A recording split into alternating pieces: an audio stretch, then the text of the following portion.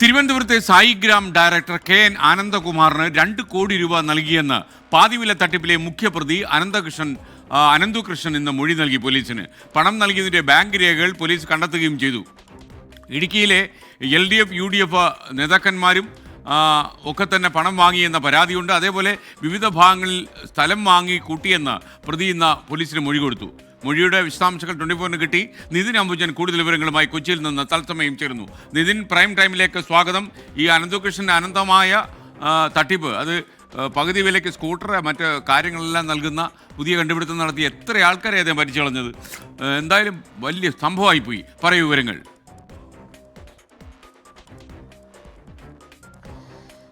എന്തായാലും പകുതി വിലയ്ക്ക് സ്കൂട്ടറും ഗൃഹോപകരണങ്ങളും വാങ്ങാൻ ആളുകൾ കൂട്ടമായി എത്തുന്ന അവസരമായി കണ്ട് നടത്തിയ തട്ടിപ്പ്, അത് കേരളം കണ്ട ഏറ്റവും വലിയ തട്ടിപ്പ് എന്ന് തന്നെ പറയാം. ആ തട്ടിപ്പിന് നടത്തിയ ശേഷം ഇപ്പോൾ അനന്തകൃഷ്ണനെ പോലീസ് പിടികൂടി വിശദമായി ചോദ്യം ചെയ്യൽ നടത്തി. ചോദ്യം ചെയ്യലാണ് പ്രധാനപ്പെട്ട നിർണായക വിവരങ്ങൾ പോലീസ് ലഭിച്ചിരിക്കുന്നത്. ഈ തട്ടിപ്പ് നടത്തിയ പണം അത് എങ്ങോട്ടേക്ക് പോയി, അതോടൊപ്പം തന്നെ ഇടപാട് ശൃംഖലയിൽ ആരൊക്കെയുണ്ട് തുടങ്ങിയ കാര്യങ്ങൾ കേന്ദ്രീകരിച്ചായിരുന്നു ഇന്ന് പോലീസ് ഇയാളെ ചോദ്യം ചെയ്യൽ നടത്തിയത്. അതിൽ നടത്തിയ വിശദാംശങ്ങൾ ഇപ്രകാരമാണ്. അതായത് അനന്തകുമാർ 2 കോടി രൂപ നൽകിയെന്നാണ് ഇന്ന് അനന്തകൃഷ്ണൻ പോലീസ് നൽകിയ മൊഴി.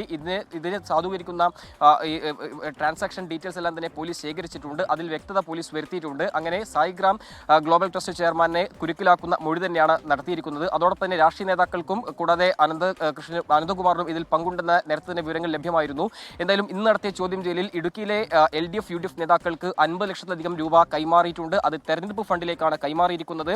അങ്ങനെ ഇതിൽ രാഷ്ട്രീയ നേതാക്കൾക്കടക്കം കൂടുതൽ പങ്കുണ്ടെന്ന വിശദാംശങ്ങൾ തന്നെയാണ് ഇപ്പോൾ പോലീസിന് നൽകിയിരിക്കുന്നത്. അതുമായി ബന്ധപ്പെട്ട ഗൂഗിൾ പേ രേഖകളും അതോടൊപ്പം വാട്സപ്പ് ചാറ്റുകളും ഡിജിറ്റൽ തെളിവുകളും പോലീസ് ശേഖരിച്ചു. അങ്ങനെ അനന്തകൃഷ്ണൻ നൽകിയ മൊഴി, അതിന്റെ വിശദാംശങ്ങളൊക്കെ തന്നെ പോലീസ് പരിശോധിച്ചു. അതിൽ വ്യക്തത വരുത്തിയിട്ടുണ്ട്.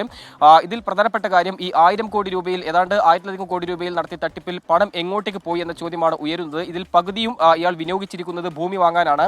പാലക്കാട്, കോട്ടയം കൂടാതെ ഇടുക്കിയിലെ പലയിടങ്ങളിലും ഇയാൾ ഭൂമി വാങ്ങിയിട്ടുണ്ടെന്ന് പോലീസിന് വിവരം ലഭിച്ചിട്ടുണ്ട്. സ്വാഭാവികമായിട്ടും ഇന്നത്തെ ചോദ്യം ചെയ്യൽ ആ വിശദാംശങ്ങളടക്കം പോലീസ് ശേഖരിച്ചു. എന്തായാലും ഇയാൾ നൽകിയ മൊഴി അത് പോലീസിന് ക്രോസ് ചെക്ക് ചെയ്യും. അതിനുശേഷമാകും തുടർ നടപടിയിലേക്ക് പോവുക. എന്തായാലും രാഷ്ട്രീയ നേതാക്കൾക്കും അതോടൊപ്പം തന്നെ അനന്തകുമാറിനെയും ഇതിൽ കുരുക്കിലാക്കുന്ന മൊഴി തന്നെയാണ് പോലീസിന് ലഭിച്ചിരിക്കുന്നത്. എന്തായാലും കൂടുതൽ ചോദ്യം ചെയ്യൽ അനന്തകൃഷ്ണനെതിരെ നാളെയും പോലീസ് തുടരും. മൂവാറ്റുപുഴ പോലീസിന്റെ ഭാഗത്താണ് ഇപ്പോൾ ഈ ചോദ്യം ചെയ്യലടക്കം നടപടികൾ തുടരുന്നത്. എന്തായാലും പണം നൽകിയതിന്റെ ഗൂഗിൾ പേ രേഖകളും ഗൂഗിൾ പേ ഇടപാടുകളെല്ലാം തന്നെ പോലീസ് ശേഖരിച്ചു. അങ്ങനെ ഇയാൾ നടത്തിയ മൊഴിയിൽ അത് പോലീസ് വ്യക്തത വരുത്തുന്ന നടപടികൾ ഇപ്പോൾ തുടരുകയാണ്. എന്തായാലും കൂടുതൽ ചോദ്യം ചെയ്യൽ നടപടികൾ പോലീസ് നാളെ തുടരും. ഞെട്ടിപ്പിക്കുന്ന വിവരങ്ങൾ തന്നെയാണ് പോലീസിന് ഇപ്പോൾ ലഭിച്ചിരിക്കുന്നത്. അതുകൊണ്ട് തന്നെ കൂടുതൽ ചോദ്യം ചെയ്യലടക്കമുള്ള നടപടികൾക്ക് പോലീസ് കടക്കാൻ ഒരുങ്ങുകയാണ്. അതോടൊപ്പം അനന്തകൃഷ്ണന്റെ ഈ പങ്കാളിത്തം, ഈ ഇടപാടിൽ പങ്കെടുത്ത മറ്റുള്ളവരും, അതായത് ഈ അക്കൗണ്ട്സ് എല്ലാം തന്നെ കൈകാര്യം ചെയ്ത ആളുകളെ കേന്ദ്രീകരിച്ചുള്ള ചോദ്യം ചെയ്യലടക്കമുള്ള നടപടികൾക്ക് പോലീസ് കടക്കാൻ ഒരുങ്ങുകയാണ്. പലരുടെയും ഫോൺ സ്വിച്ച് ഓഫ് ആണ്. അതുകൊണ്ട് തന്നെ വൈകാതെ ഇവരിലേക്ക് ഈ അന്വേഷണത്തിൽ എത്താൻ കഴിയുമെന്നാണ് അവർ പ്രതീക്ഷ പങ്കുവയ്ക്കുന്നത്. ഓക്കെ, നിതിൻ അംബുജനാണ് വിവരങ്ങൾ നൽകിയത്. എന്തായാലും അനന്തകൃഷ്ണന്റെ ഈ പാതി പൈസ തട്ടിപ്പ് പരിപാടി ഒരുപാട് ആളുകൾ പറ്റിക്കപ്പെട്ടു എന്നുള്ള മനസ്സിലാക്കുന്നത്.